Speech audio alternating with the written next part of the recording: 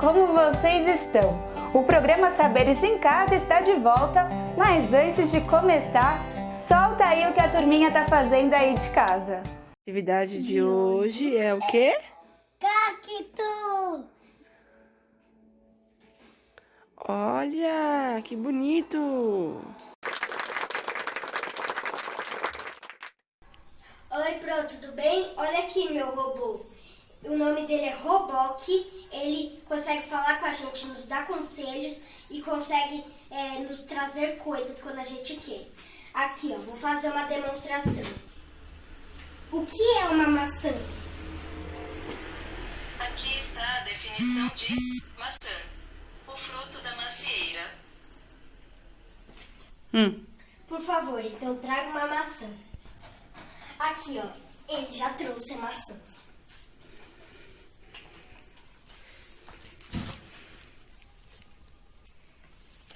Aqui nessa bandeja. E continuem compartilhando com a gente. É só postar uma foto ou vídeo, quero ver aí quem já sabe, com a hashtag Saberes em Casa. Uau, turminha, hoje já é quinta-feira e hoje é dia de conhecermos os aspectos culturais da região norte. Lá acontece um grande festival folclórico, a festa de Parintins. Vocês conhecem? Será que a região tem outras festas? Eu acredito que tem uma outra grandiosa. Vamos conhecer juntos? E eu tenho um recadinho importante.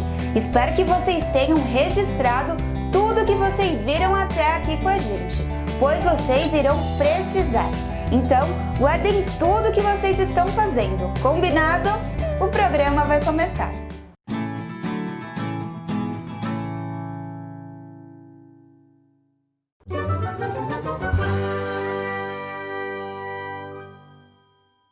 Meus amores, tudo bem com vocês? Chegou a hora de ouvir mais uma história da Fanny, mas pra gente ouvir eu preciso da sua ajuda. Que tal? Tá a fim de me ajudar a contar uma história? Então, quando eu contar até 3, vocês vão dizer bem forte junto comigo, era uma vez. Que tal? O que vocês acham? Vamos testar? Então, vamos lá. 1, 2, 3. Yes! É isso aí! Obrigada pela ajuda! Então agora a gente vai começar a nossa história. Vamos lá?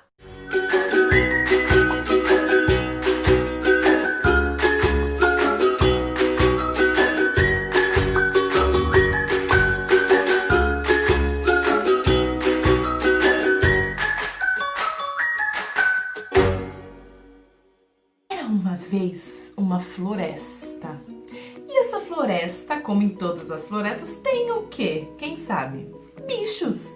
E tinham vários bichos nessa floresta. Tinha macaco, tinha leão, tinha elefante, tinha tigre, tinha passarinhos, tinha peixe, tinha tudo. Era uma floresta muito grande e cheia de animais. Nessa floresta existia um rei. Sim, quem é o rei da floresta? Eu aposto que vocês sabem quem é. Fala aí bem alto pra mim. É o leão! Isso mesmo, o leão é o rei da floresta. Olha o nosso leão aqui, nosso rei super bonitão, poderoso. E ele era o rei de toda aquela floresta. Ele comandava todo mundo que estava lá. Mas cada animalzinho naquela floresta tinha uma obrigação. Então ele ordenava todos esses animaizinhos. Os passarinhos eram responsáveis por olhar toda a floresta lá de cima, como eles voam. Então eles ficavam lá em cima da floresta, olhando tudo lá embaixo, guardando a floresta, cuidando. Eles eram seguranças desta floresta.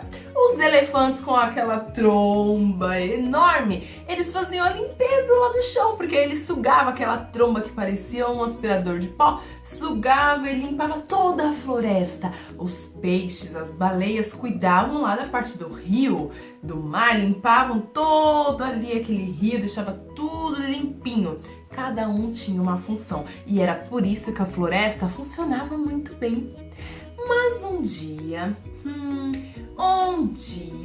o rei estava lá todo bonitão, coordenando tudo, arrumando todas as coisas, quando o senhor macaco acordou revoltado naquele dia, muito bravo, e ele queria saber quem é que tinha escolhido o leão para ser o rei, porque ele achava que ele podia ser o rei, que ele podia coordenar e comandar toda aquela floresta. Afinal, ele era muito esperto. A função dele na floresta era pegar todas as bananas.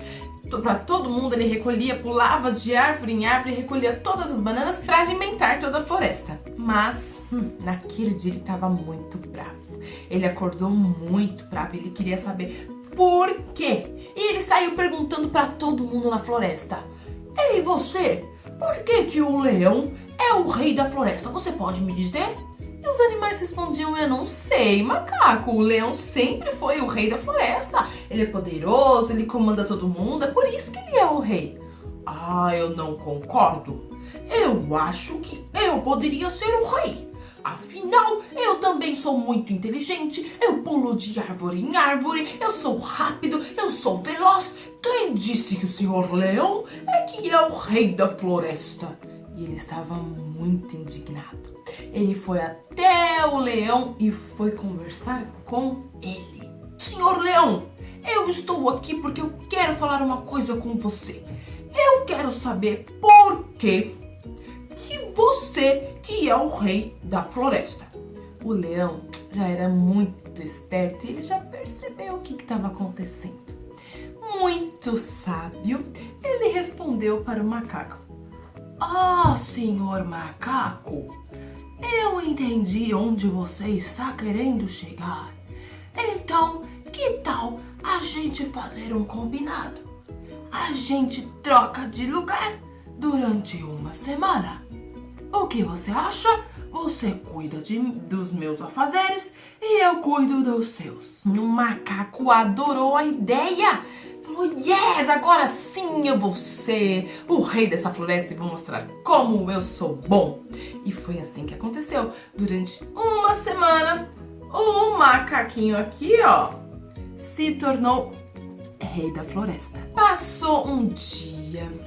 Muita coisa aconteceu naquela floresta, muitos problemas para resolver e o macaco não estava conseguindo. Iam animais reclamar de todos os lados. Eram os passarinhos que reclamavam dos elefantes, os elefantes que reclamavam dos passarinhos e tava aquela confusão naquela floresta e o macaco, ele coçava a cabeça, ele não conseguia resolver nada, ele estava ficando louco. Ele falou: "Nossa mãe, como é difícil! Eu não sabia que era tão difícil assim! E agora, o que eu vou fazer? Como será que o leão resolvia esses problemas? Ai, tá muito difícil, eu não sei como fazer isso." E passou um dia, 2 dias, 3 dias, não chegou nem a uma semana e o macaco não estava aguentando mais. Ele desistiu, ele já estava exausto.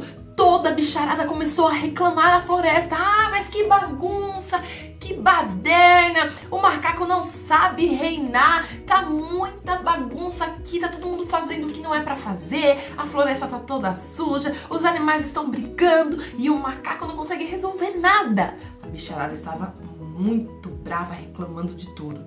O macaco desistiu, foi correndo atrás do leão pedir ajuda pro leão. "Seu leão, eu não aguento mais. Eu não aguento mais, por favor, troque de lugar comigo. Eu não aguento mais ser rei. Como que você consegue ser rei? É muito difícil administrar toda aquela floresta. Não dá mais pra mim. Por favor, troca de lugar comigo de novo, senão eu vou enlouquecer." O leão já sabia que isso aconteceria. Ele deu uma risadinha. "Ah, senhor macaco, sim, eu fiz isso para você aprender que cada um aqui nesta floresta tem um papel muito importante. O seu papel de recolher as bananas é muito importante e só você sabe fazer bem feito. Assim como eu, sendo o rei dessa floresta, sei comandar essa floresta do melhor jeito, macaco. Mas eu deixei você comandar para você aprender essa grande lição." Poxa, o macaco entendeu a lição. Foi difícil. Ele entendeu que realmente ser rei não era fácil e realmente não era o dom dele. O leão assumiu o seu posto de rei novamente e a bicharada ficou toda calma, em paz, e a floresta voltou a ser aquela harmoniosa floresta que era antes. E o macaco ficou com aquela lição na cabeça. E essa lição a gente aprende junto.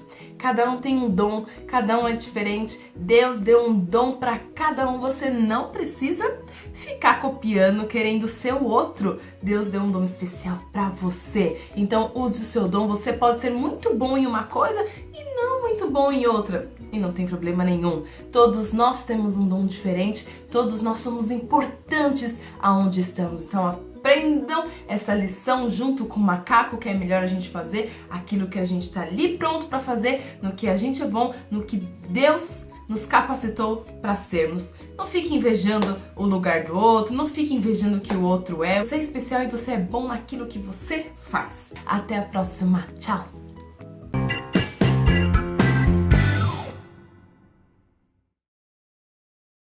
Olá, eu sou a professora Joyce, tudo bem? E hoje eu passei aqui para falar com vocês um pouquinho sobre brinquedos e brincadeiras. Vocês sabem que brincar é obrigação de criança, né? Mas vocês sabem me dizer qual é o melhor brinquedo que existe no mundo inteiro? Sabe? Eu vou dar uma dica. Esse brinquedo é de graça e é encontrado em qualquer lugar. Um brinquedo, ele é de graça e ele é encontrado em qualquer lugar. Você sabe qual é? Não, eu não acredito. Eu vou facilitar mais um pouco. As crianças, desde a época das cavernas, brincam com esse brinquedo. Sabe qual é? Isso mesmo, a natureza! A natureza é o brinquedo mais legal que existe e ele é de graça. Quem aí gosta de brincar com coisas da natureza? Fazer comidinha de barro, com folhinhas, brincar com água. Brincar com a natureza faz a gente ficar muito mais criativo e esperto. Ela é linda, acalma a gente e todos podem brincar. Vou fazer uma série de vídeos com muitas dicas para a gente brincar com a natureza, com os elementos da natureza. Quem sabe me dizer quais são os elementos da natureza? Tem aquele que nos aquece e que ilumina tudo. Ele faz as plantas crescerem, dá aquela alegria no coração. Isso mesmo, o sol! E tem aquele que nos ajuda no combate ao coronavírus, que nos ajuda a lavar as mãos. Isso mesmo, a água! Tem aquele que a gente coloca os nossos pés e é onde as plantas crescem. Sabe qual é? Isso mesmo, a terra. Sem a terra, as plantas não poderiam crescer. Nós não teríamos comida, os bichos não teriam comida e nós iríamos morrer. A terra é muito importante. E tem aquele elemento que nos refresca e nos dá a vida. Isso mesmo, o ar. Hoje nós vamos fazer uma série de brincadeiras com o ar. Vem comigo!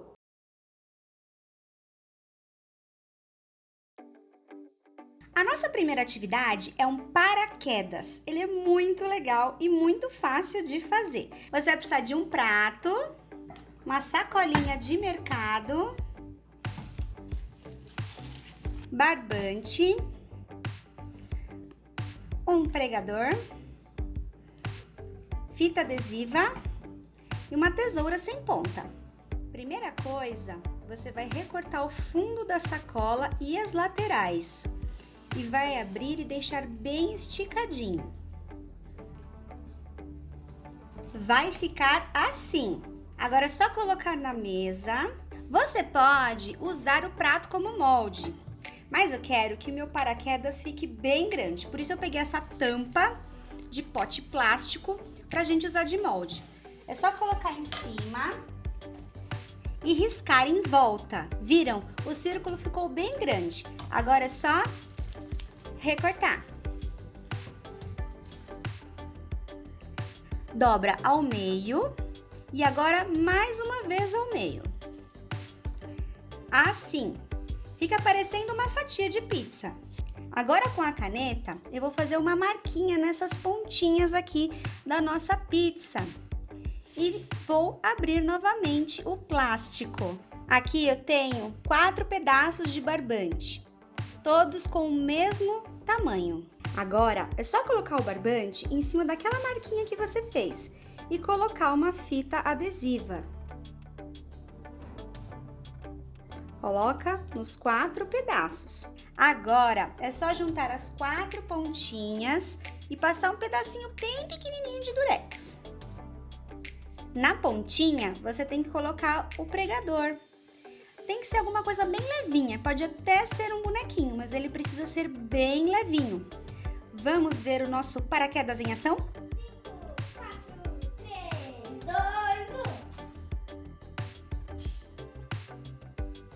2, 1. Legal, né? Quanto mais alto você colocar, mais ele vai voar.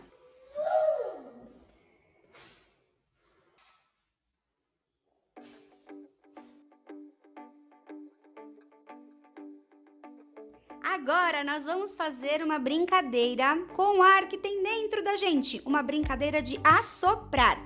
Já dei aqui a massinha e ela vai fazer uma minhoca bem comprida com essa massinha. Dá pra fazer sem canudo, mas para ficar difícil, eu dei um canudo para a Alice. Vocês viram que com as minhocas de massinha nós fizemos uma espiral? Parece o que que você falou? Um pirulito. Agora é só assoprar a bolinha, de modo que ela saia deste labirinto. Você consegue? Acho que sim.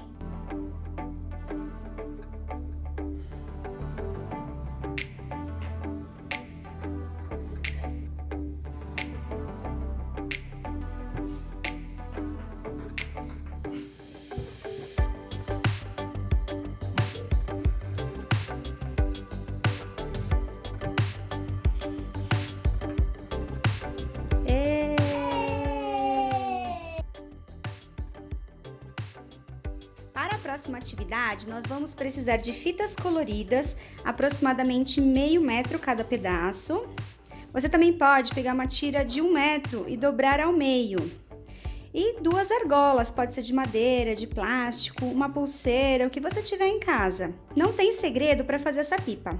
É só amarrar as tiras da fita na argola e sair correndo e brincando e sentindo o vento balançando as fitas. Como os meus pedaços eram curtos, eu emendei uma fita e agora a Alice vai dar o nozinho.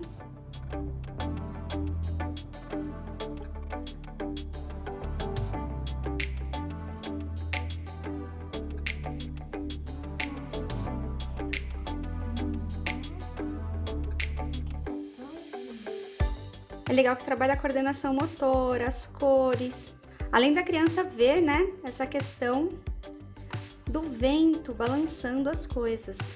É legal também observar nuvens e perceber como o vento carrega as nuvens de um lado para o outro. Quem aí gosta de brincar de observar nuvens? Eu gosto. Você gosta? Aí é só brincar. Legal quando tem um vento, correr ao ar livre. Essa pipa de mão é muito divertida, principalmente para os pequenininhos.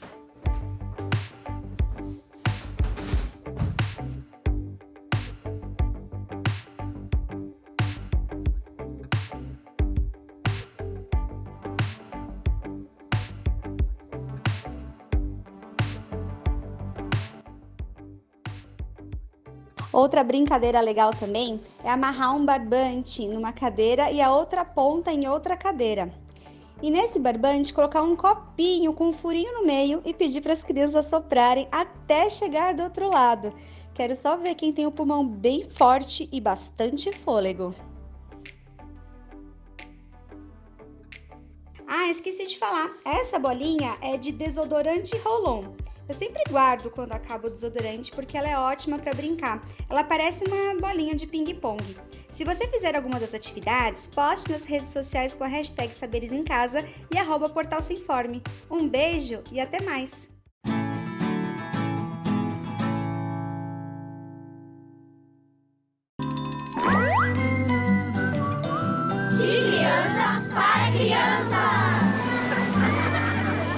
Criando juntos. Episódio de hoje: a tribo conectada.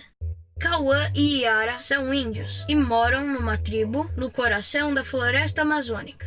Eles são muito felizes, pois vivem em meio à natureza, muito livres e respirando ar puro. Certo dia, a professora da tribo pediu para que os meninos fizessem um trabalho em dupla, para que contassem algumas histórias de lá. Cauã e Yara escolheram falar sobre como os índios da época dos seus avós se comunicavam com outros índios. Como vamos fazer esse trabalho, Yara? Simples, Cauã. Vamos procurar na internet. Então a dupla começou a pesquisar no computador da tribo e nada encontrou. Foram páginas e páginas de pesquisa. E os meninos ficaram decepcionados. Como a história de todos os outros povos estava na internet e o deles não. Foi aí que surgiu uma grande ideia. Cauã, já que não encontramos, por que nós mesmos não construímos essa história e colocamos para todo o mundo ver? Excelente ideia, Yara. Vamos pedir emprestado a câmera da escola e começar as entrevistas com os mais antigos da tribo. Os meninos entrevistaram seus avós, o pajé e até o curandeiro da tribo. A avó de Yara explicou que antigamente usavam apitos, copiando o som dos pássaros, para enviar mensagens. O pajé falou também que ele e os seus colegas usavam tambores para se comunicar ou avisar algo. Quantas histórias! A dupla ficou feliz pelo trabalho e apresentou para a professora, que deu nota 10. E não acabou por aí. De tão importante que foi o trabalho, Cauã e Yara postaram os vídeos produzidos, pois todos deveriam ter acesso à história da tribo e de seus membros. Os vídeos foram um sucesso e pessoas de todo o mundo deram os parabéns para os pequenos pesquisadores.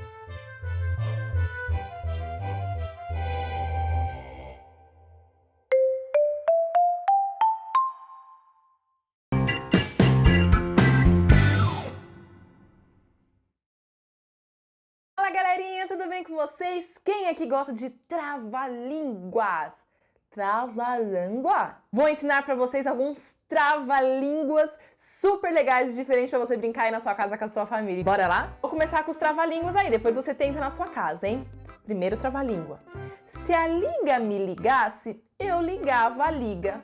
Mas como a liga não me liga, eu não ligo a liga. E aí? Tenta aí na sua casa que eu quero ver. Essa eu acho que você conhece, hein? Essa é mais conhecida. A aranha arranha a jarra, como a jarra... Aranha arranha a jarra, como a jarra... Gente, eu não consigo falar. Eu vou tentar de novo. Aranha arranha a jarra, como a jarra arranha aranha! Consegui! Esse não parece fácil, mas não é tão fácil. Tenta aí na sua casa. O caju do Juca e a jaca do Cajá. Taca, o jaca da Juju e o caju do Cacá. Jaca da Juju e o Juju do Cacá. Consegui! Bravo! Olha o sapo dentro do saco. O saco com o sapo dentro. O sapo batendo papo e o papo soltando vento. Gente, agora eu quero ensinar pra vocês um trava-línguas que eu aprendi na Amazônia. Meu amigo argentino, Juan. Um beijo pro Juan. E ele ensinou em espanhol, então eu vou ensinar pra vocês, hein? Presta atenção, não é tão fácil, mas você consegue. Vai ser o desafio aqui desse vídeo você aprender a fazer esse trava-línguas em espanhol. R com R, guitarra. R com R, carrir.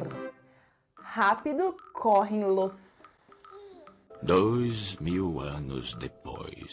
R com R, guitarra. R com R, carrir. Rápido correm los carros por los rieles de ferrocarril. Que difícil! É difícil, a dica é sempre fazer aqui, ó. Mexendo a língua. Quero ver quem foi capaz de fazer este trava-língua em espanhol. Espero que você tenha gostado. Não esquece de se inscrever no canal, tá bom? Beijo, até a próxima!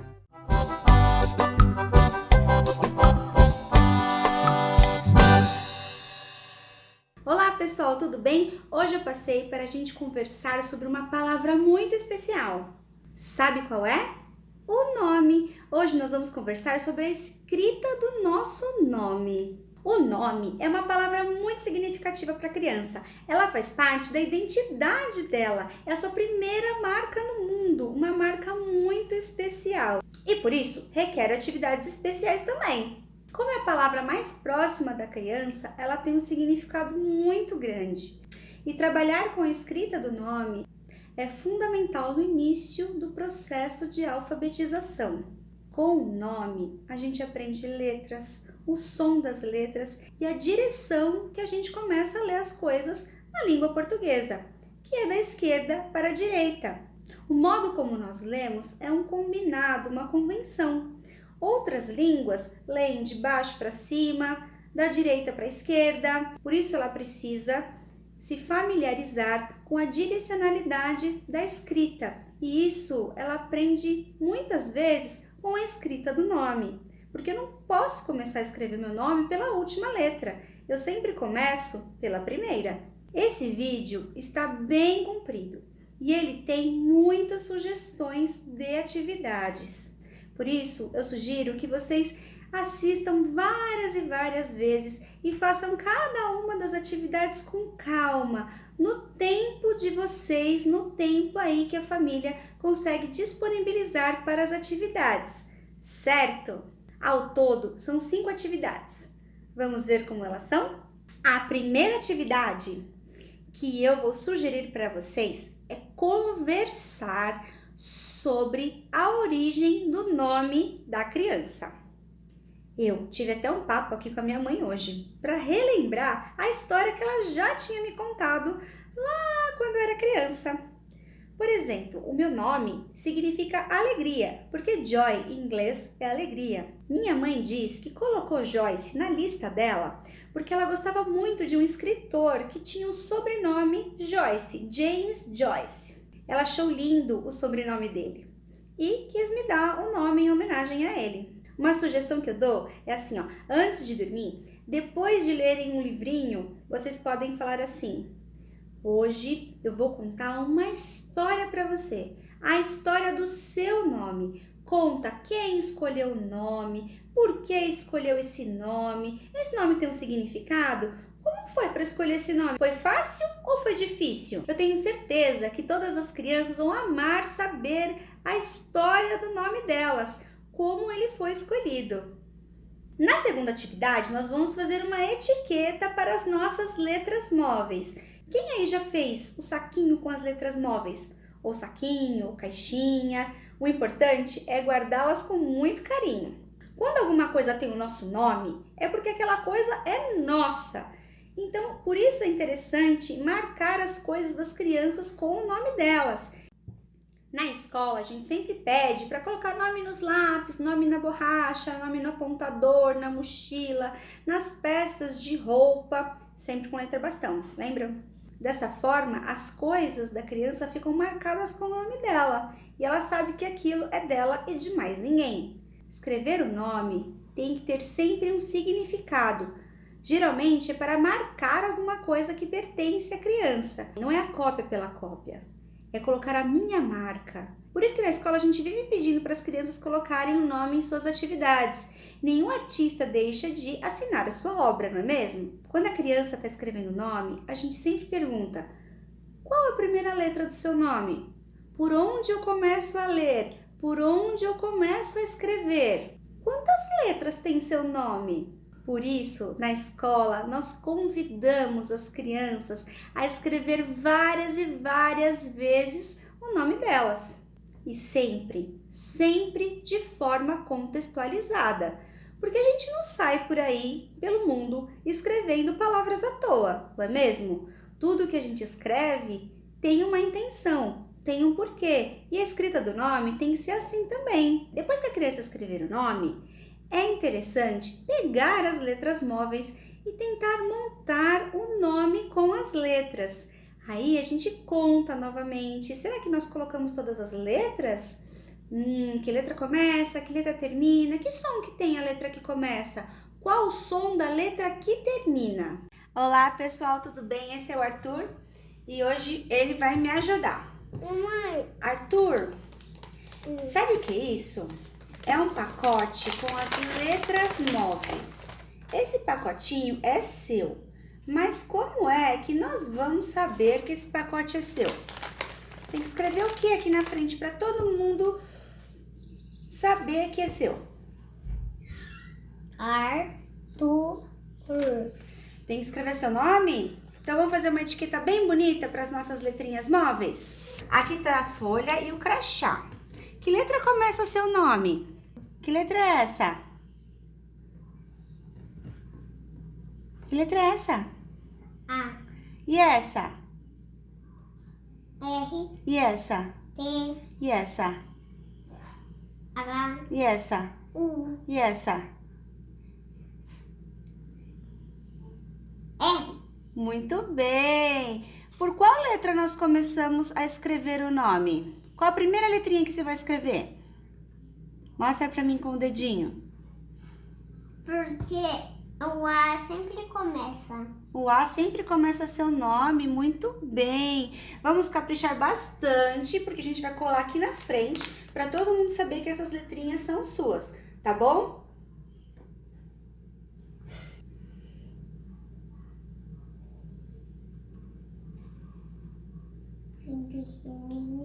Isso, senão não cabe, né? Nosso saquinho é pequeno.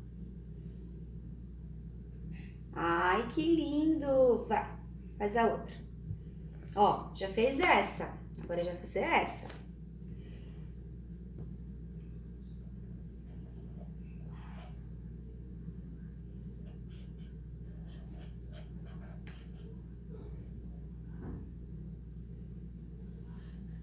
Muito bem. Qual que é a próxima letra? Qual que é a próxima letra?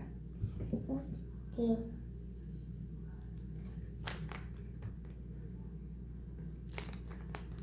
E a próxima? Qual Qual que é? o H. O H? Muito bem. E depois, qual que é a próxima?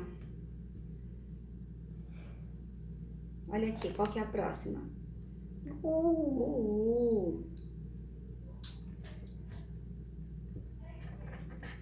E qual a próxima letra? Qual o nome dessa letra?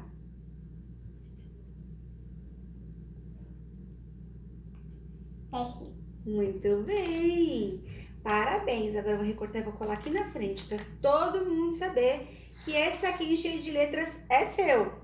Combinado? Agora vamos fazer uma coisa. Vamos escrever Arthur usando as letrinhas, Tá. tá? Vamos achar as letrinhas aqui.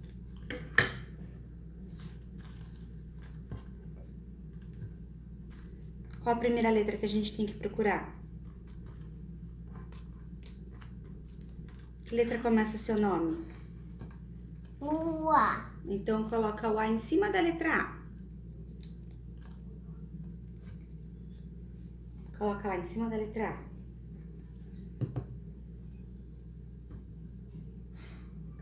Isso. Qual outra letra que nós temos que procurar? O R. Onde tem o R? O Arthur, gente, ele tem idade de maternal, tá? Ele tem 4 anos, mas ele acabou de completar. Vocês veem que é uma atividade bem tranquila para fazer com as crianças do estágio 1 e do estágio 2. No caso do estágio 2, que eles já sabem escrever o primeiro nome, é interessante já passar para o segundo, que é dessa forma que a gente faz na escola. Aprendeu a escrever bem o nome? A gente começa com o segundo nome. Tá escrevendo bem o segundo nome? Vai para o terceiro e assim até completar o nome inteiro, certo? Qual letra tá faltando aí agora, Arthur? Para você completar aí. O T. E onde é que tá o T? Vamos achar a letra T aqui? Deixa eu virar tudo aqui. Eu vou pôr O aqui. Já vai pôr o U aí pra adiantar? Tá bom. No lugar dele. No lugar dele, né? Qual outra letra a gente tá precisando? Um outro R pra Um outro pôr esse R. aqui. E qual outra letra tá precisando?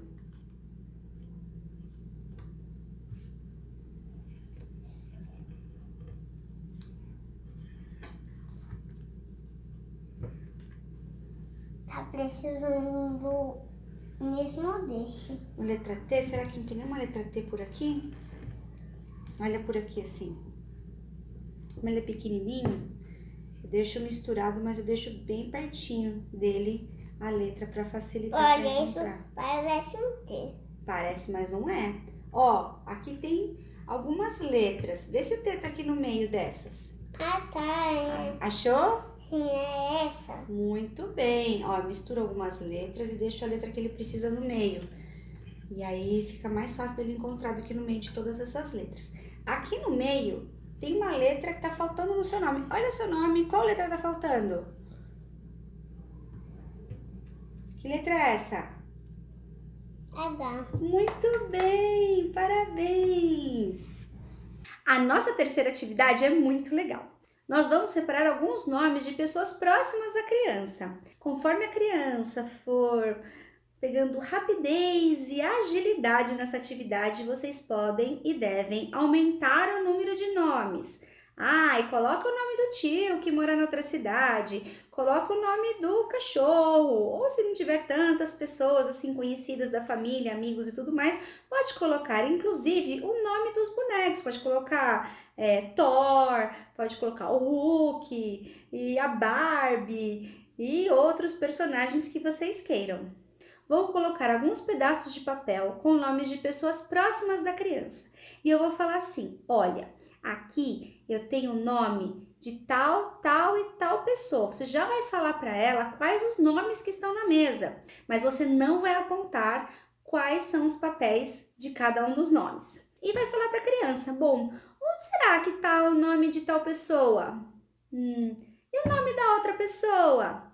Aí a criança vai elaborando estratégias ali na cabeça dela para tentar descobrir que nome é qual que é o nome de um, qual que é o nome do outro. Vocês também podem separar objetos que lembrem essas pessoas. Eu vou mostrar na atividade para vocês. Arthur, eu tenho mais uma brincadeira para a gente fazer.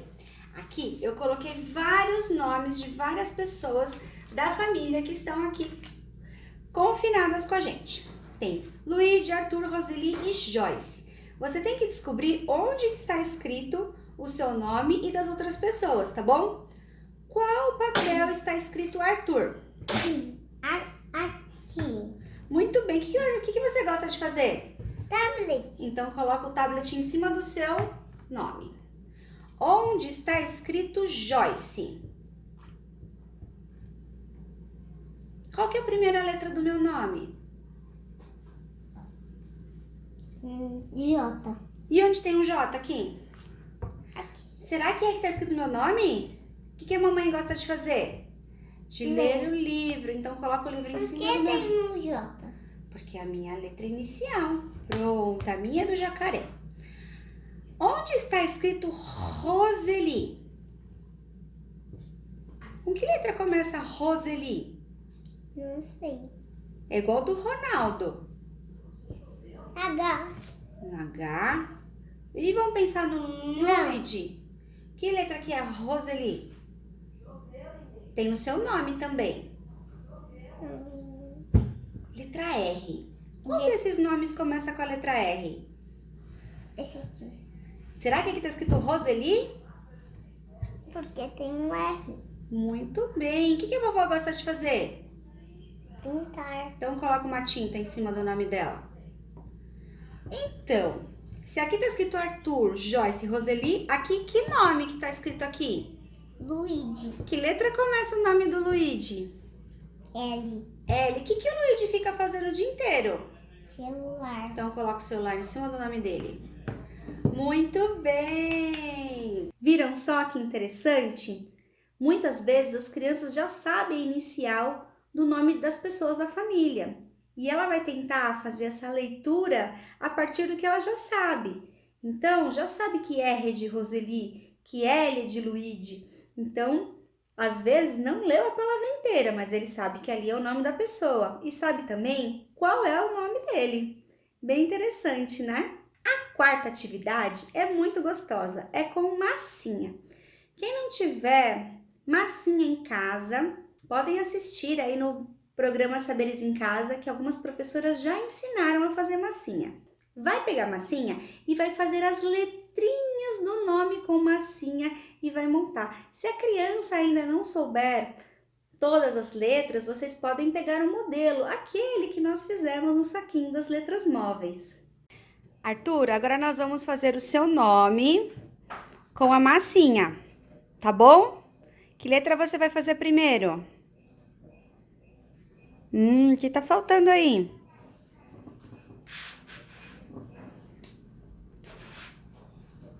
Um outro rolinho. Um outro rolinho? Um outro rolo pra isso. Ah, pra cortar no meio. Vamos lá, lê pra mim como ficou. Arthur. Muito bem, arrasou! Que lindo! A quinta atividade é uma atividade que a gente faz muitas vezes na escola, que é o bingo. Dá para fazer bingo de letras, dá para fazer bingo com imagens, dá para fazer bingo de tudo, gente. E as crianças amam o bingo. Nós vamos fazer um bingo com os nomes das pessoas mais próximas da criança, certo? Nós não vamos fazer uma cartela com muitos nomes. Nós vamos começar com poucos nomes. Com crianças do estágio 1, acredito que a gente possa começar com 3 nomes. O interessante é que esses 3 nomes comecem com letras diferentes. Se não tiver aí na família de vocês pessoas com nomes com 3 que iniciam com 3 letras diferentes, podem usar personagens que sejam significativos para a criança. É legal que tenham 2 pessoas ou mais. Quanto mais gente no bingo, mais divertido fica. E aí faz a cartela e coloca os nomes no saco. Coloca um feijãozinho em cima ou risca com giz o nome da pessoa que saiu. Quero só ver quem vai ganhar esse bingo, hein? Para fazer o bingo, a criança precisa ter agilidade em reconhecer o nome das pessoas da família, como naquela atividade que eu mostrei. Então brinquem bastante daquela outra atividade para depois fazer o bingo. E se a criança tiver muito craque, aumentem a cartela, aumentem o número de nomes, que vai ser muito divertido. Bom, pessoal, é isso. Espero que todos tenham gostado do vídeo e quero ver muitas fotos das atividades em casa, com a hashtag Saberes em Casa, @Portal Se Informe. Um beijo e até mais!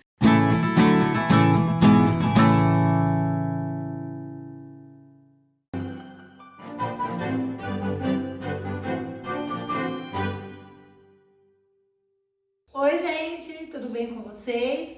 Hoje a Prolu veio aqui ensinar a fazer uma tinta caseira. É uma tinta caseira bem fácil de fazer, vocês vão fazer aí junto com o responsável, tá bom? Ajudando na preparação da tinta e depois fazendo desenhos maravilhosos.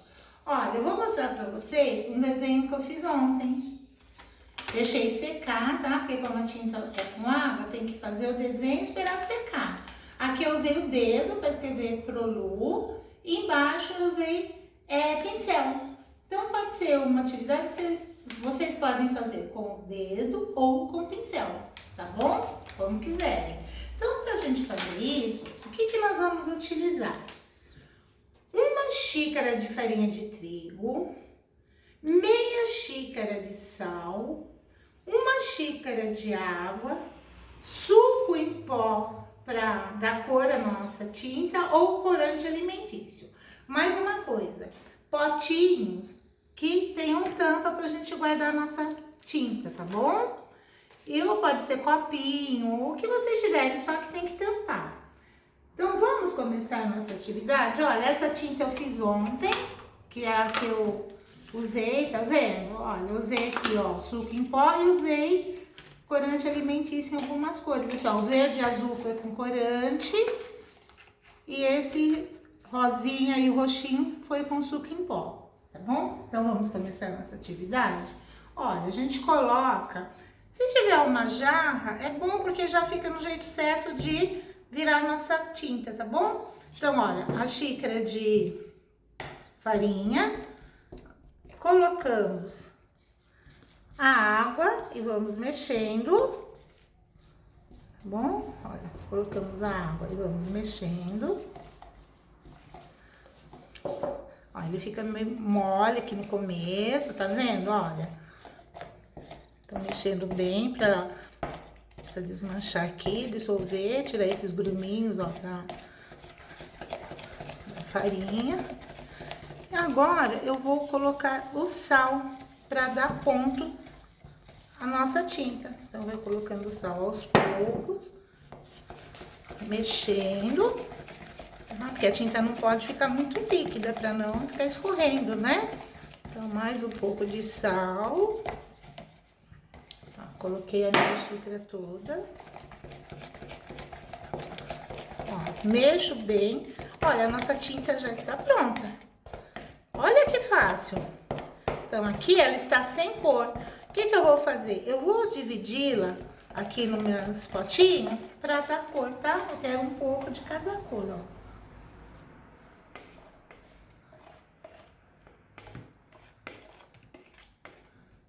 Esse aqui.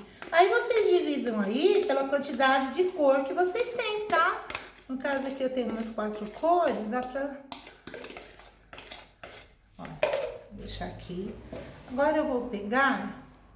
Ó, eu vou pegar aqui esse suco aqui de laranja. Olha, gente, vocês coloquem e deem pra criança ir mexendo. Olha, mexe. Ó, a criança vai mexer bem. Eu vou parar por aqui para fazer a próxima cor, tá? E a criança vai mexendo. Então, esse aqui é de laranja. Vou fazer um de framboesa. Esse aqui vai ficar meio roxinho também. Framboesa. Olha, então a criança vai mexendo, tá bom? Vocês dão pra criança mexer aí. Quanto mais mexer, mais vai fixar a cor. Agora eu vou pegar um pouquinho aqui de uva.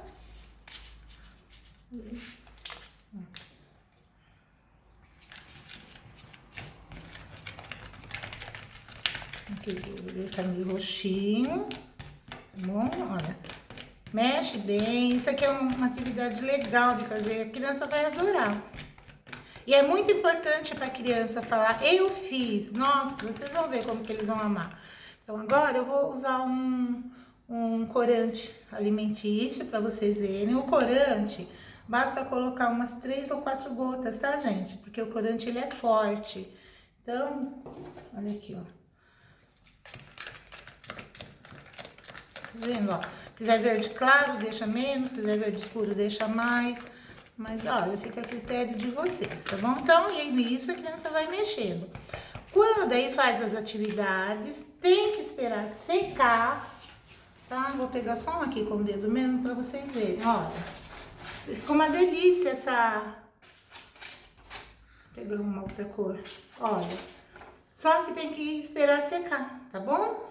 Então, eu espero que vocês gostem, então. E não esquecer de tampar a tinta. Tá certo?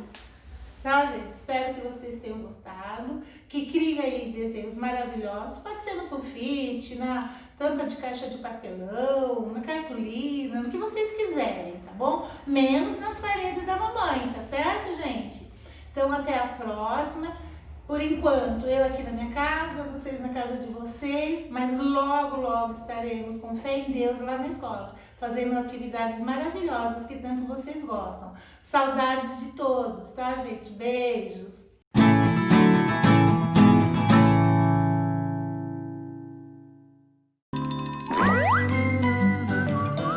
De criança para criança!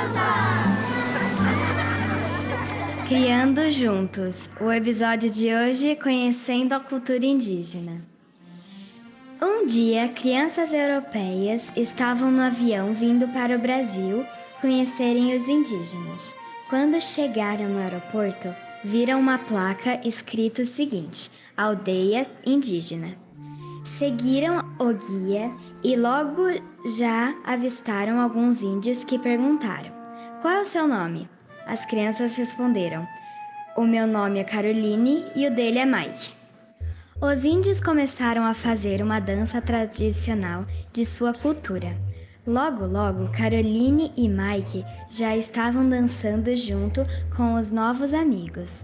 Chegou a hora do almoço e todos se reuniram para comer peixe, milho, mandioca e beber suco de maracujá. De sobremesa, comeram abacaxi assado. Quando terminaram de comer a sobremesa, foram para a cabana aprender a fazer potes de argila. Dormiram nas ocas e no dia seguinte foram embora. Chegando em casa, contaram para seus pais sobre o passeio maravilhoso que fizeram. Muito cansados, foram dormir. No dia seguinte, na escola, contaram para seus amigos a aventura na aldeia indígena. Eles deram muitas gargalhadas e depois disseram bem alto: "Vamos estudar a cultura indígena." Alguns anos se passaram e as crianças ficaram adultas e resolveram pesquisar a vida dos índios. Hoje, eles sabem muito sobre a cultura e costume desse povo. Escreveram livros e poesias super interessantes a respeito dessa população.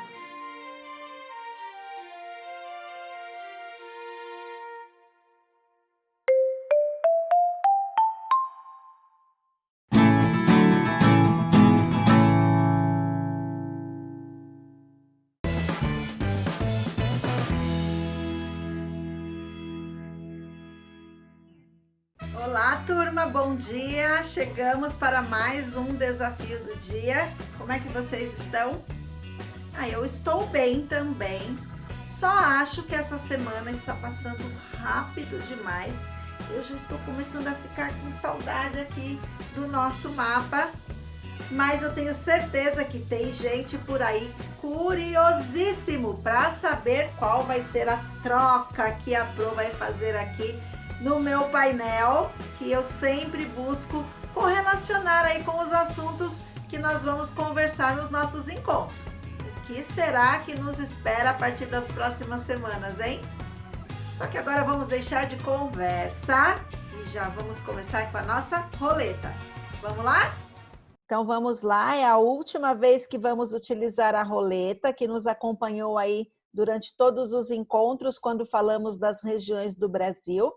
E vamos ver o que ela traz de siglas novas aí dos estados para que possamos descobrir. Posso girar? Então, vamos lá. Primeiro giro da nossa roleta. Muito fácil, vocês têm muita sorte sempre. Estado da Bahia, lá na região Nordeste. Qual é a sigla que nós usamos? BA, muito bem. Vou girar de novo, ó. A mão da Pro tá aqui em cima, não é a Pro que faz a roleta parar, viu? Goiás, falamos do estado de Goiás a semana passada. Qual é a sigla? GO, isso mesmo. Vou girar mais uma vez, vamos ver. Até que enfim, um estado agora da região norte, a região que está nos acompanhando nessa semana. Amazonas. Qual é a sigla? Muito fácil, hein? AM, muito bem. Vamos lá. E agora, para onde vamos? Mato Grosso. E agora? Não é MG. Quem falou MG aí, falou lá de Minas Gerais, não é essa. Mato Grosso é MT. Vamos lá, mais uma. Outro estado da região norte, Pará. Qual é a sigla? PA. Isso mesmo, fizemos mais 5 estados. A Pro traz a roleta numa outra oportunidade para outras descobertas, tá bom? Agora espera um pouquinho aí que a Pro já volta.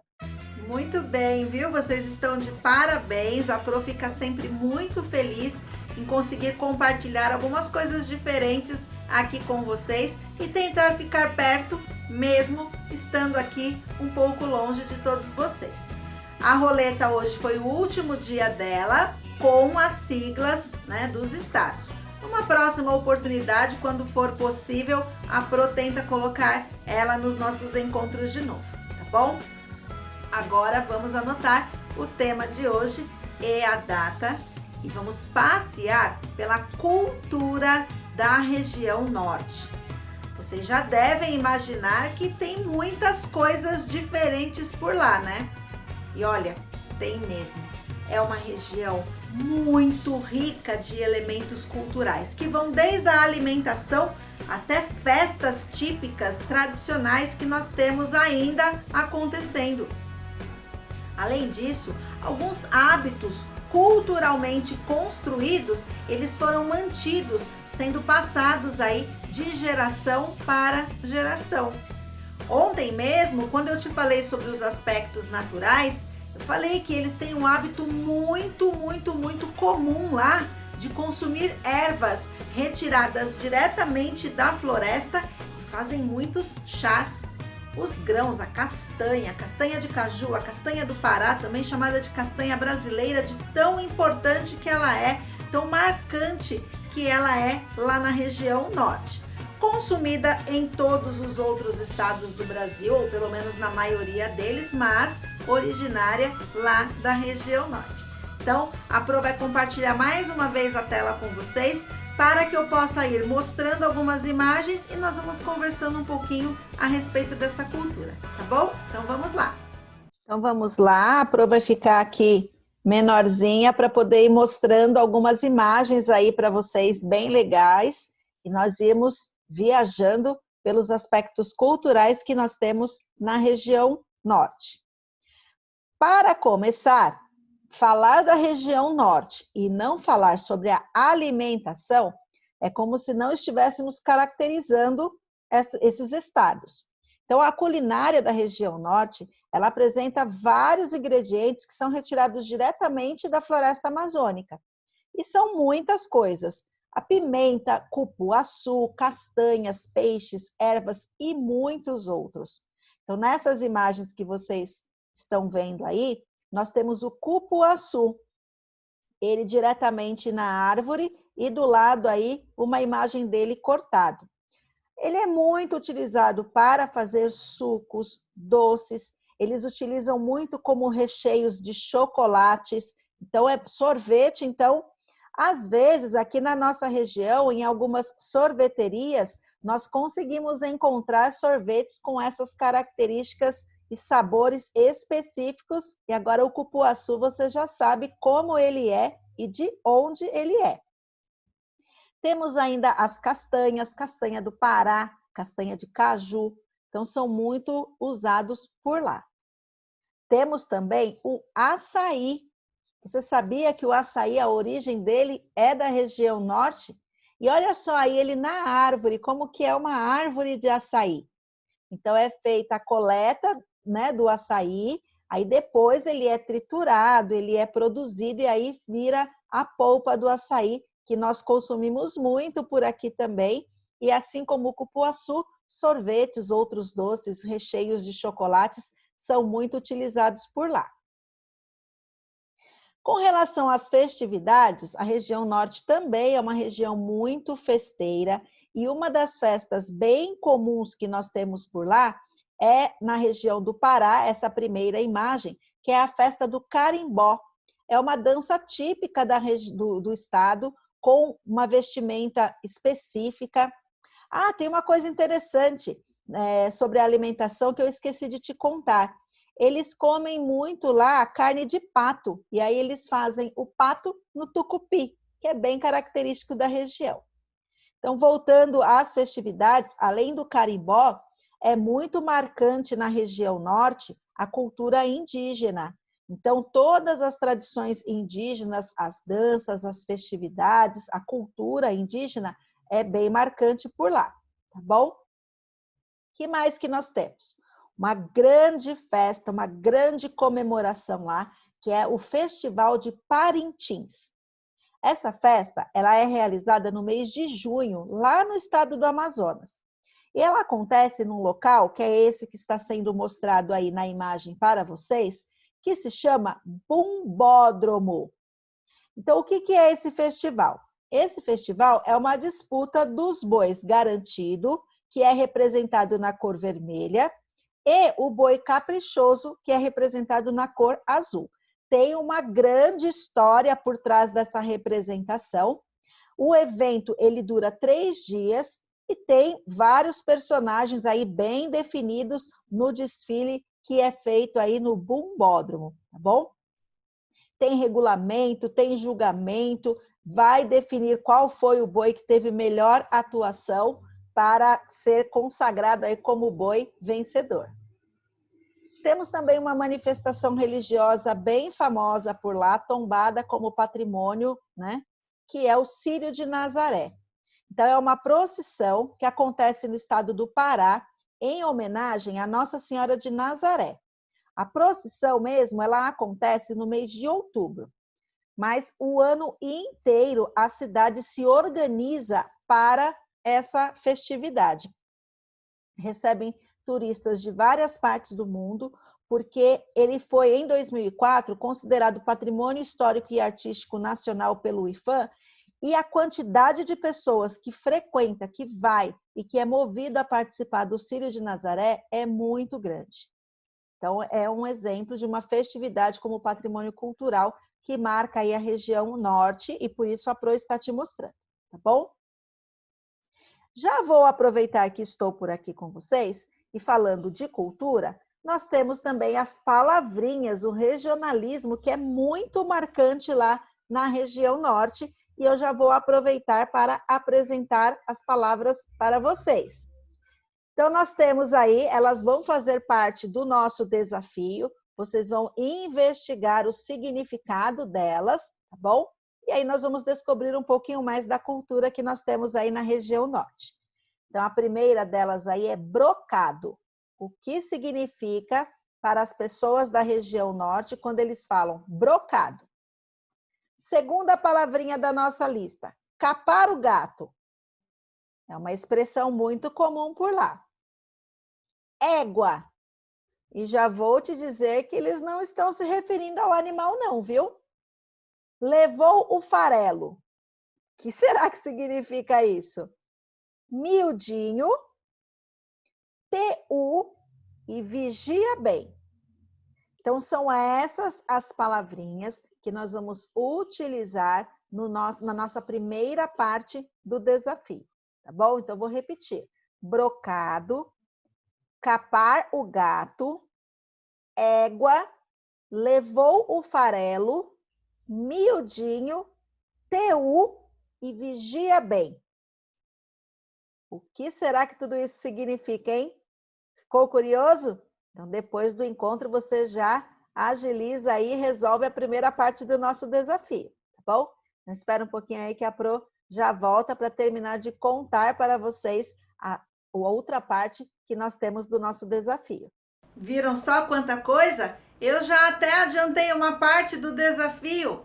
Quero que vocês descubram essas palavras que fazem parte lá da região norte, tá bom? Então essa já foi a primeira parte do desafio.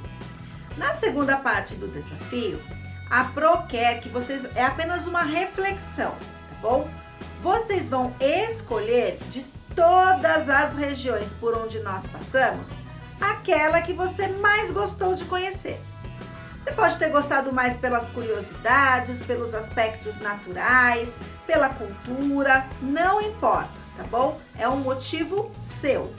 Você vai escolher, deixar guardado aí na sua cabecinha qual das regiões que nós visitamos ao longo das últimas semanas você mais gostou, tá bom? Então, bem simples, né?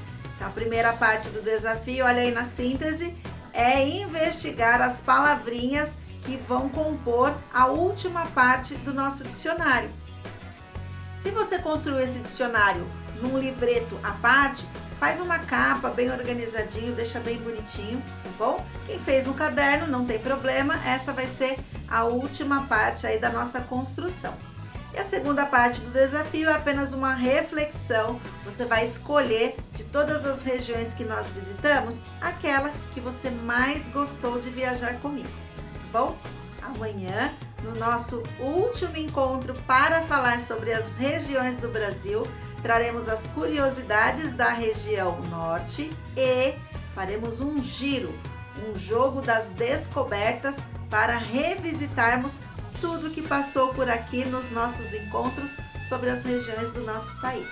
Eu espero você. Até amanhã!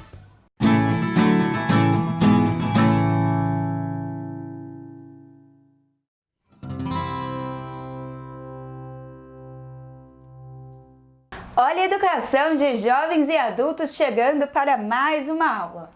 E o assunto de hoje, em continuidade às nossas aulas de ciências, será sobre circuitos elétricos no cotidiano. Um tema muito bacana, não é mesmo? Então fiquem ligados e prestem bastante atenção.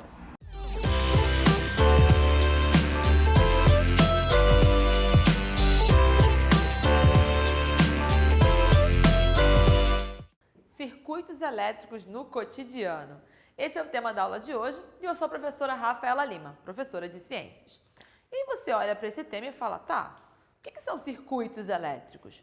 Quando eu falo de circuito, você tem uma ideia assim, uma coisa meio circular, né? O circuito de Fórmula 1 é um caminho fechado, correto? Então, se eu falo que eu tenho um circuito elétrico, então ele é um caminho fechado por onde a eletricidade vai passar. Quem? A eletricidade, a corrente elétrica, que são elétrons de forma ordenada fazendo um caminho ali. Então, eu vou ter diferentes tipos de circuitos elétricos no meu cotidiano. Mas um circuito elétrico simples, ele vai ter 3 elementos básicos, sabe assim? O basicão, o simples. Eu tenho que ter a fonte da energia, o gerador, né, da onde vai partir essa energia. Eu botei na tomada, então tá vindo ali a tua fonte de energia. Então, para ser simples, eu tenho então a fonte de energia, um gerador. Eu tenho então os fios condutores, os fios, que são o caminho, a estrada por onde esses elétrons vão percorrer. Os fios condutores são os responsáveis para fazer aí a passagem desses elétrons de um ponto ao outro que eu quero. E o outro que eu quero é quem? É o receptor. O receptor é aquele que vai receber essa energia elétrica e vai usar de alguma forma. Vamos por parte? Falei de gerador, falei de fonte. Estou falando daquele espaço, daquele produto, daquela estrutura que detém dentro de si uma quantidade de energia. Normalmente, no caso aqui de uma bateria, de uma pilha, eu estou falando de uma energia química.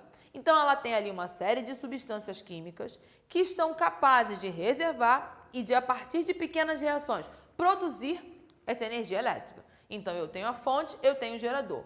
Os fios irão conduzir, então são fios metálicos, um fio de cobre, de umas outras misturinhas, alguns tipos de metal, para conduzir essa eletricidade. E repare, esses fios normalmente eles são envolvidos por um material, um plástico, um tipo de material, porque se está rolando aqui um caminho, um circuito, uma corrente, se eu tenho elétrons passando ali de forma organizada, se você colocasse o dedo diretamente, o que ia acontecer?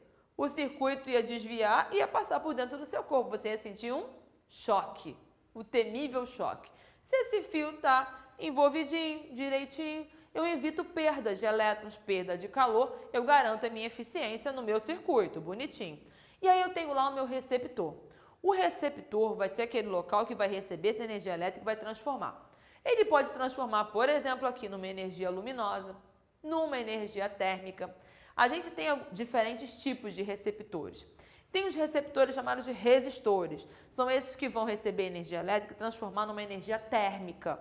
Um ferro, um chuveiro elétrico, que tem esse gasto energético maior. E a gente tem, por exemplo, os motores elétricos. São aqui, então, receptores que, ao receber essa energia elétrica, eles conseguem transformar isso em movimento, em energia cinética. Então, é um liquidificador, é um ventilador, o que vai promover aí uma movimentação. Eu estou falando de um circuito simples. Eu tenho fonte, eu tenho fio condutor e eu tenho receptor. Mas na vida nada é simples, né? A gente vai sempre tendo uma complexidade. Então, se você pega a instalação elétrica da minha casa, é um circuito simples? Nada. Eu vou ter ali um circuito em série, então eu vou aumentando a complexidade. Mas a minha proposta hoje é ficar na base, para você, a partir daqui, conseguir ir para caminhos, para mares mais profundos. Então eu peguei, legal, entendi o que um circuito simples. Porém, num circuito elétrico, eu vou ter só esses elementos? Nada. A gente vai ter ali outros elementos justamente para auxiliar a amplificação disso. Eu coloquei aqui no meu circuito elétrico só mais 2 elementos simples para te ajudar, que são coisas super do nosso cotidiano.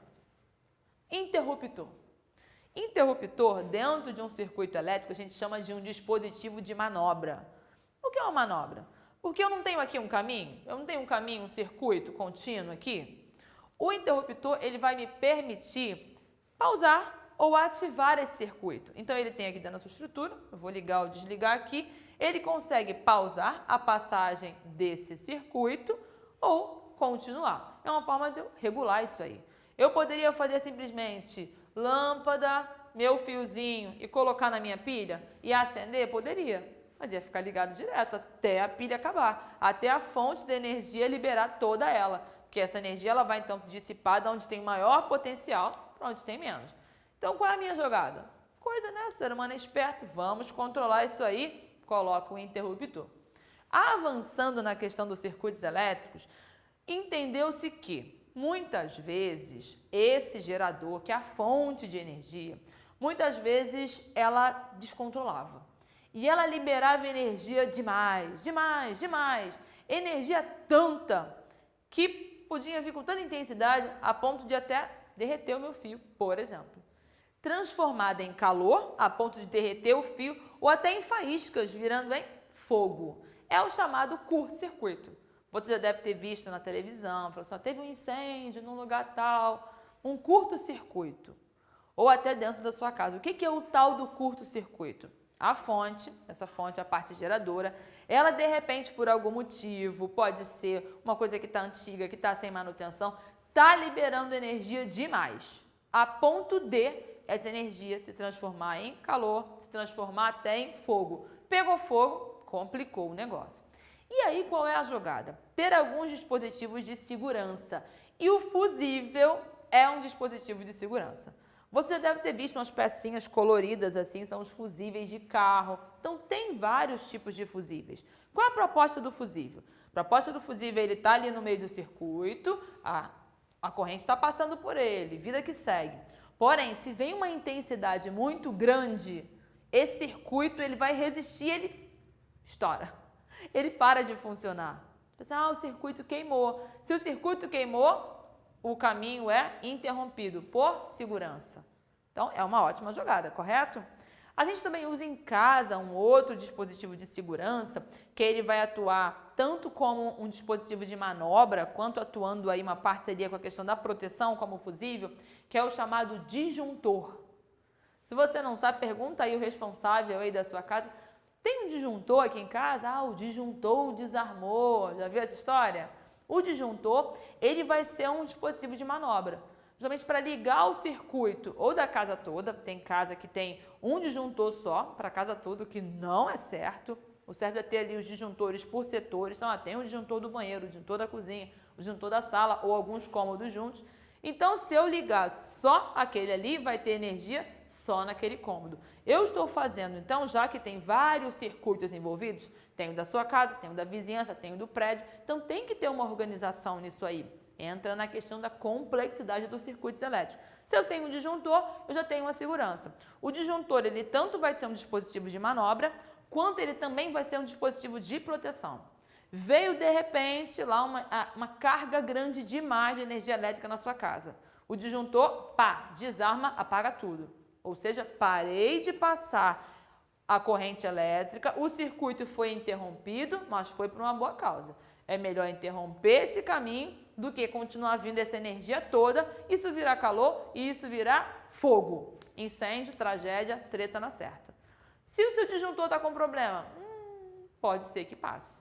Para você ver como os elementos do circuito são muito importantes. Considerando que isso está super no nosso dia a dia, desde circuito simples, sabe assim, o seu controlezinho da TV, são os aparelhozinhos, eu tenho meu celular, eu tenho um circuito elétrico ali, eu tenho um joguinho, eu tenho um circuito elétrico ali, tomada. Então, a gente tem diferentes tipos de circuitos no nosso cotidiano, até chegar a circuitos complexos, Um prédio já é um circuito complexo, uma casa vão ter ali diferentes tipos de circuito. Eu posso saber diferentes informações desse circuito porque eu posso calcular. Eu posso representar o circuito matematicamente, eu posso calcular qual a espessura ideal desses fios para o que eu quero. Tudo isso é calculado, você aprofunda esses conhecimentos na aula de física. Entendi então o que é um circuito simples, entendi as partes, entendi a importância dos dispositivos de manobra, do disjuntor, do fusível e um alerta para você aí passar para os responsáveis da casa, quem cuida da manutenção. Tudo isso tem que ter uma manutenção. Por quê? Já pensou por um desleixo rolar um curto-circuito na sua casa? E outro cuidado. Tem lá aqui, ó, um fiozinho aqui. Esse fio, ele não é o condutor da corrente elétrica? Aí tem um pedacinho dele que está meio solto assim para fora. Se você coloca o dedo nele, o que vai acontecer? Esse circuito então passa para você. Essa corrente elétrica vai passar pelo seu corpo. Você sente aquela sensação terrível, um choque. Você está desviando o circuito para você. Mas eu falei tanto aí das fontes, dos geradores, né? E quais são aí os geradores mais comuns do nosso dia a dia? Quais são eles? Vamos ver? A gente esquematizou aqui algumas fontes de energia que estão aí no nosso dia a dia. Pilhas, por exemplo, aqui, vou pegar uma aqui, pilhas, bateria de carro, pilha de lítio, aquela pequenininha, a própria tomada, que vai ser fonte de energia. Repare que elas detêm diferentes intensidades. Quando eu falo de pilha, a gente vai trabalhar tanto com uma pilha seca, que é uma pilha que ela é mais leve, ela é utilizada em pequenos aparelhos que não demandam de muita energia, que você não aciona sempre, são as pilhas secas. As pilhas mais tradicionais que a gente usa bastante no nosso dia a dia são as chamadas pilhas alcalinas. As pilhas alcalinas, então, diferenciam o conteúdo químico dela. Lembra que eu falei para você que as fontes, elas detêm um conteúdo, elas têm uma substância química, uma série de substâncias químicas que vão armazenar essa eletricidade, vai rolar uma transformação e vai armazenar essa energia para transformar numa energia elétrica? Então, eu tenho uma energia química aqui dentro. As pilhas secas, elas vão ter uma constituição, alguns ácidos, uns sais ácidos no seu interior. E as pilhas alcalinas já vão ter alguns básicos, uns hidróxidos. Elas armazenam muito mais, então elas duram muito mais, as alcalinas. O risco delas de vazamento é menor, por isso elas são mais utilizadas. E existem também as pilhas de lítio, aquelas pequenininhas. Sim, ó. Lembra dessas? Elas têm na sua constituição lítio, elas são muito leves, elas detêm bastante energia, então elas duram bastante também. E a gente usa um outro tipo de pilha de lítio maior nos celulares. Então são pilhas que são recarregáveis, tem uma duração aí 2, 3 anos, uma duração um pouco maior. E quando a gente fala de bateria de carro, aí eu já estou falando de uma quantidade de energia a ser transformada maior, um conteúdo mais ácido, ácido sulfúrico, bem perigoso, jamais tenha contato com isso. E a nossa tomadinha ali representando a energia elétrica doméstica aí de casa, que todo mundo sabe que tem que tomar muito cuidado para não tomar um choque na hora da passagem da corrente elétrica. Tranquilo? Falamos então sobre circuito elétrico com enfoque nos conceitos de circuito simples e tipos de fontes de energia. Tchauzinho e até a próxima!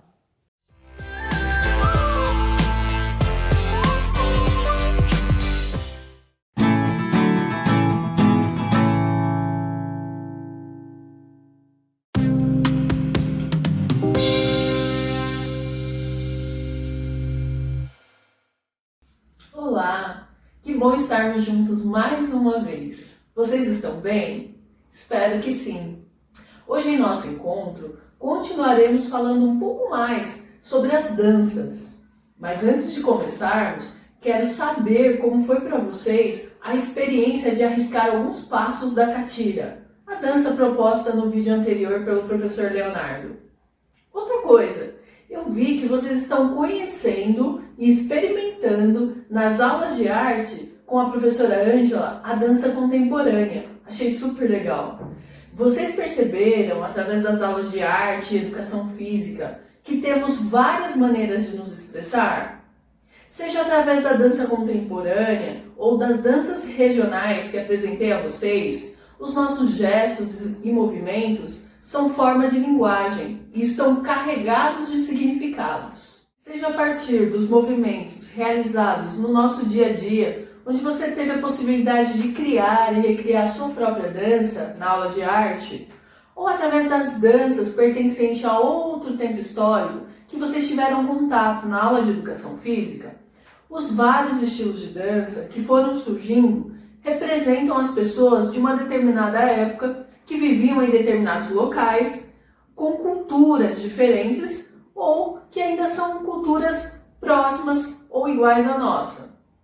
As danças expressam e representam, através da linguagem do corpo, aquilo que pensamos e que sentimos, assim como fazemos através da escrita e da fala. Podemos dizer que ela é também uma linguagem e que nos acompanha, mesmo antes do homem criar os símbolos que representariam as letras e as palavras. Hoje, eu convidei o professor Marcos Paulo para falar um pouco mais sobre outra dança. Ela se chama Jongo. Vamos lá? Olá pessoal, meu nome é Marcos, eu sou professor de Educação Física. Estou aqui hoje para falar de uma dança da cultura afro-brasileira chamada Jongo. Vocês conhecem o Jongo? Já ouviram falar?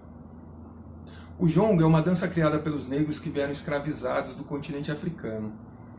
Como boa parte da cultura negra, existe uma grande dificuldade de se conseguir registros e documentos a seu respeito, pois muitos desses conhecimentos são transmitidos através da oralidade, falando de pessoa para pessoa. Mesmo com todo o sofrimento dos negros, que ficaram mais de 300 anos sendo escravizados, eles conseguiram contribuir muito para a construção do nosso país. Não apenas com seu trabalho, mas também com a sua cultura. A contribuição cultural do negro no Brasil é muito importante até os dias de hoje. Culturas como a capoeira, o samba, o maracatu, o maculelê, as religiões de matriz africana, como o candomblé e a umbanda, e muitas outras coisas. Entre elas está o jongo.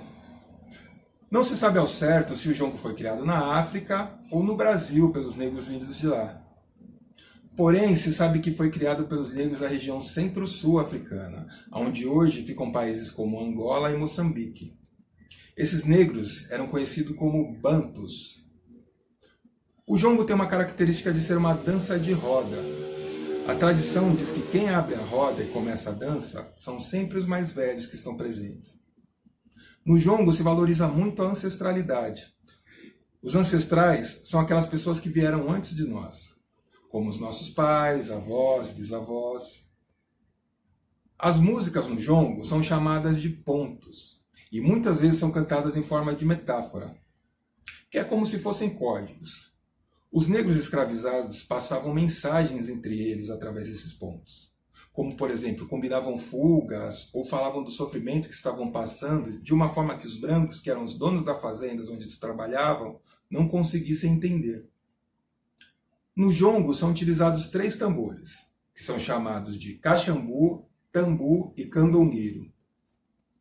Geralmente é feita uma fogueira na roda, que serve para iluminar e também para esticar o couro dos tambores, dando assim uma melhor afinação para esse instrumento. Eles acreditam que o tambor faz a ligação do nosso mundo com o mundo espiritual. Tem jongo nos 4 estados da região sudeste, em Minas Gerais, Espírito Santo, Rio de Janeiro e São Paulo.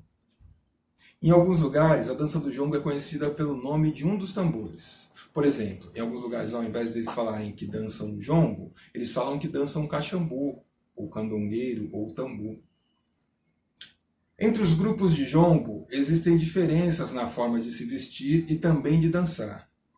No Rio de Janeiro, por exemplo, se dança fazendo o que eles chamam de umbigada, que é quando o casal que está dançando na roda se aproxima, projetando a barriga para frente e aproximando os umbigos. Os umbigos chegam próximos, mas não se encostam. Eles chamam de umbigada à distância, que é um tipo de um cumprimento ou uma reverência do casal. Os 4 estados do Sudeste têm jongo. Nós temos jongo em Campinas, jongo Dito Ribeiro, em Campinas. Temos jongo aqui em São José dos Campos. Temos o jongo em Guará. Lá em Guará tem 2 grupos de jongo. Tem o do Tamandaré e tem o dos quilombolas. E tem jongo em Piquete.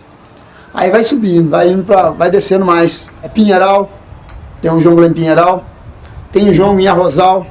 tem jongo em Barra do Piraí, Vassouras. Aí já vamos lá para Serrinha. Tem um grupo de jongo na Serrinha. Tem jongo em Porciúncula, Miracema, entendeu? Carangola, tudo isso aí é jongo do Sudeste. Já em São Paulo, geralmente não se faz a umbigada. Os grupos de jongueiros que existem no nosso estado geralmente dançam de uma forma mais coreografada, com passos mais definidos. É como, por exemplo, uma brincadeira, que vocês brincam de um jeito no lugar onde vocês moram, e quando vocês vão em um outro lugar, às vezes aquela mesma brincadeira tem um outro nome, ou um outro jeito de brincar.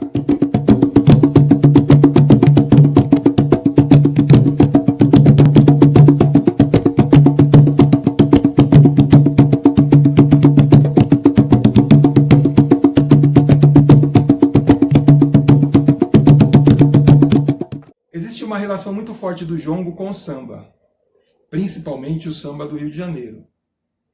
Muitos consideram o jongo como sendo o pai do samba, o ritmo que deu origem ao samba. Muitos cantores e cantoras de samba são considerados jongueiros também. Até mesmo já gravaram pontos de jongo, como por exemplo Arlindo Cruz, Dona Ivone Lara, Clementina de Jesus, Ney Lopes, Roberto Ribeiro, Clara Nunes, entre outros. O jongo é considerado pelo IPHAN, que é o Instituto do Patrimônio Histórico e Artístico Nacional, como sendo um patrimônio imaterial brasileiro. O som que a gente tem, que o cachambu, o jongo, ele é o pai do samba, porque ele tem esse batuque de origem africana, tá? Que depois as pessoas foram colocando instrumentos como surdo, tarol, né, a caixa de guerra, antigamente até uma frigideira, tá? E isso aí acabou adaptando e formando o samba. O jongo é que deu origem ao samba. O jongo ele é o pai do samba e o vô do pagode. Hoje em dia o pessoal fala de samba, fala de pagode, mas da raiz mesmo, que é o jongo, as pessoas não falam. Temos visto muitos casos de racismo, principalmente na televisão e internet. Conhecer um pouco da história do negro e da sua cultura é importante também para refletir e tentar entender a origem de todo esse preconceito que existe na sociedade e que afeta tantas pessoas. Só assim, um dia talvez a gente consiga ver todas as pessoas sendo tratadas com o mesmo respeito, independente de qualquer condição.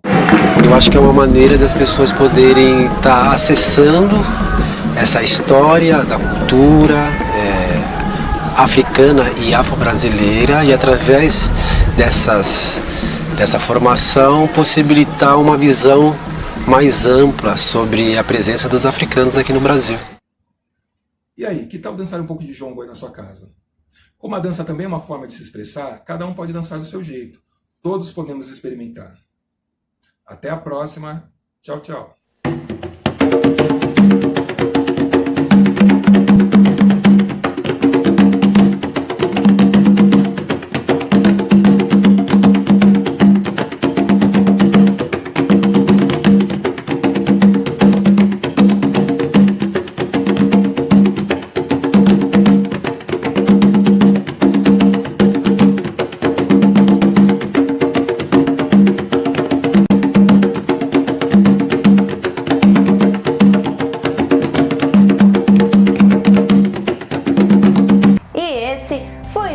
Saberes em Casa.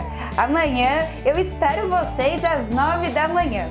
Até lá. Tchau, tchau.